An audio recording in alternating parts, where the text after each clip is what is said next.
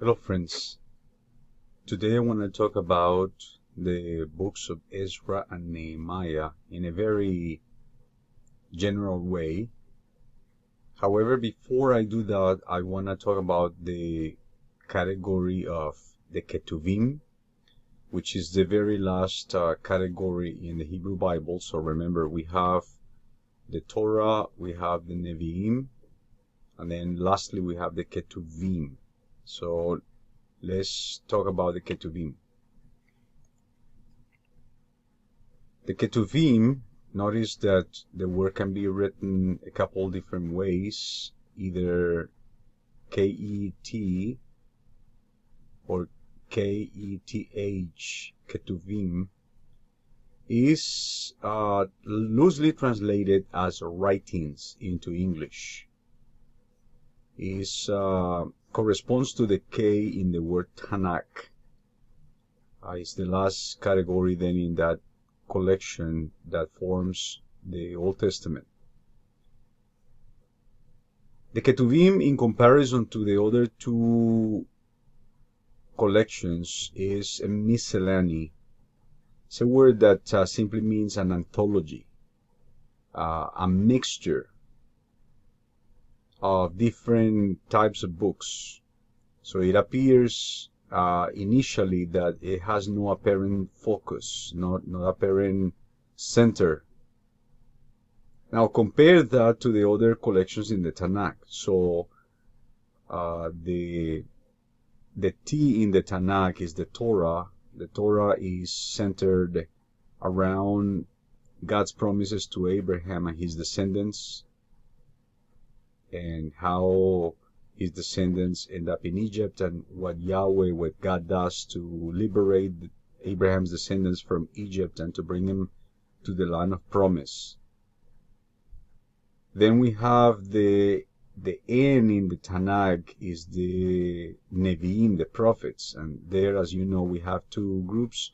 The former prophets, Joshua, Judges, Samuel, and Kings, focus on the unfolding of the Deuteronomistic promise that if you behave correctly, you stand to sow or to harvest rewards. Conversely, improper behavior or sin redounds in curse or failure.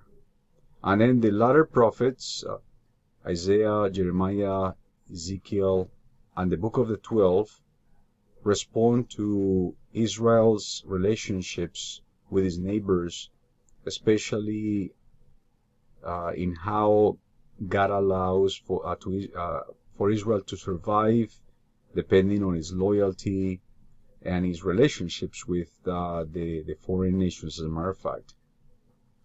In comparison to that, the Ketuvim don't really seem to have a center, a common thread. Here we could talk about the different collections, the different arrangements of the literature, or rather the different topics of each of the books, and you will realize that we don't really have a common topic, a common thing that actually runs through all of them, and that unifies all this collection.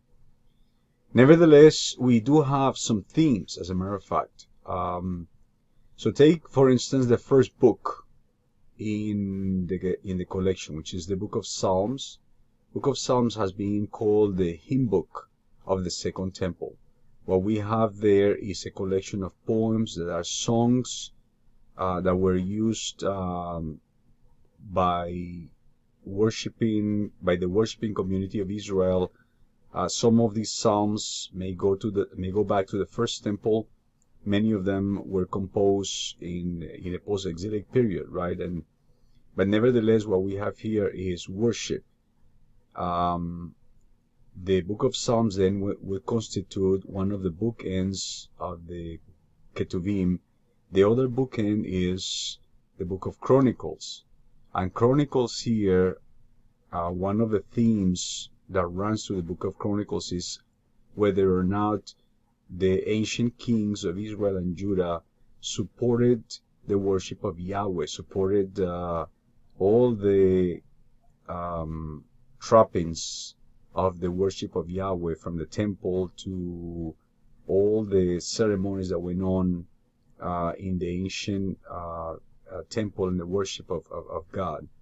So this is the other bookend. So here, if we take these two bookends, the picture that emerges is of Israel as a worshiping community, Israel as a theocracy ruled by Yahweh, and Israel, as a matter of fact, as a nation of priests.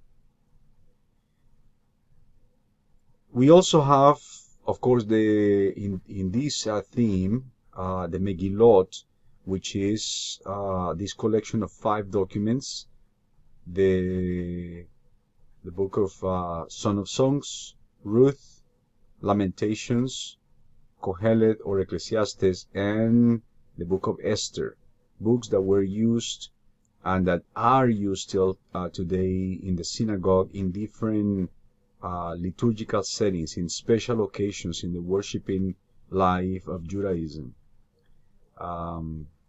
Okay, so that is one way of looking at this material, right? As actually giving it sort of the logic of the worship material.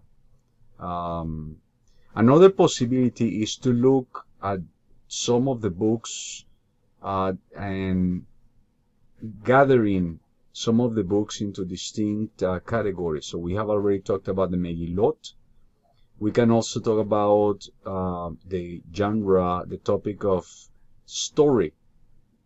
And here we have books such as Ruth, Esther, Ezra, Nehemiah, Daniel in some part, and the books of Chronicles, right? Books whose focus is primarily story. Then we also have the genre of wisdom. And here, to this category belong the book of Proverbs, the book of Job, book of Ecclesiastes, and to a certain extent also the Song of Songs, books that intend to organize the life of the ancient Israelite and to tell people how to behave, what is the proper attitude towards life that one should have, and how to go about leading one's life in the world. Then we have worship, and we have already referred to some of those books. So here we can principally include the book of Psalms, and then perhaps the book of Lamentations, which is a book that narrates the sad state of the Judeans in the aftermath of the deportation, in the aftermath of the Babylonian destruction of the temple and the city of Jerusalem. Lastly, historically, several of these books are solidly placed in the Persian period, right? So here we have, of course, the book of Esther. Esther is the story of a Jewish woman in the court of a Persian king. We, of course, have the stories of Ezra and Nehemiah, who are Judeans in close contact with the Persian authorities. As a matter of fact, they are commissioned by the Persian authorities to travel from Persia and to go back to Judah for different reasons. We have also the book of Chronicles that to a certain extent deals with institutions going on in diverse empires. And we have also the book of Daniel that actually touches on several historical periods. The story is placed in the Babylonian period, but we have the very language of some of the book places the book in the Persian period and as far as the Greek period. So that is a way then of understanding this literature as these different groups and gathering the information around these topics. Let's talk about Ezra and Nehemiah.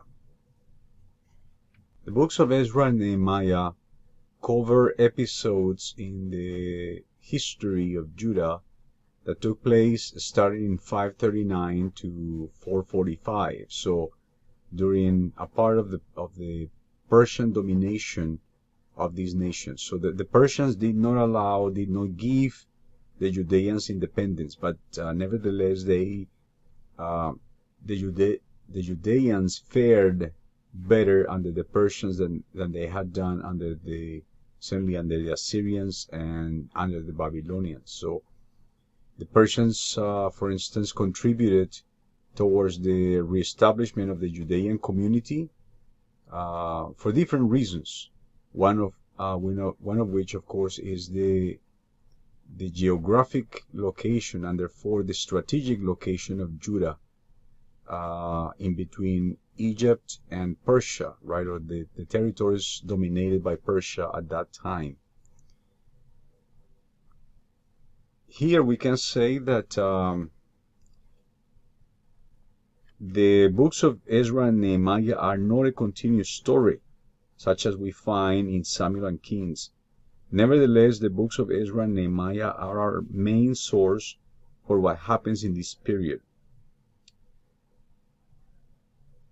We find in these books 4 different types of material. So we find first stories about events, stories that have to do with the reconstruction of the temple, with the reconstruction of the wall around Jerusalem.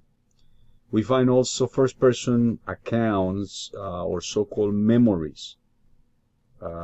Memories written in the first person, the person of Ezra, and memories written in the name of Nehemiah.